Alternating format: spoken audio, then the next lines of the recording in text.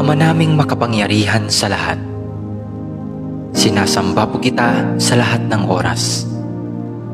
Maraming salamat po sa isang buong araw na nagdaan na puno ng biyaya, pag-ibig at kaligayahan. Salamat din po sa mga pagsubok at mumunting mga luha na dumating sa aking buhay, na alam ko pong siya po ninyong paalala sa akin na kayo po ay Diyos na buhay.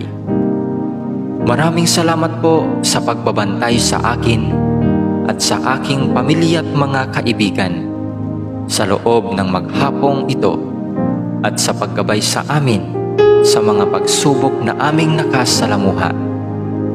Alam ko pong nariyan kayo sa aming tabi sa lahat ng oras upang kami ay bantayan at gabayan.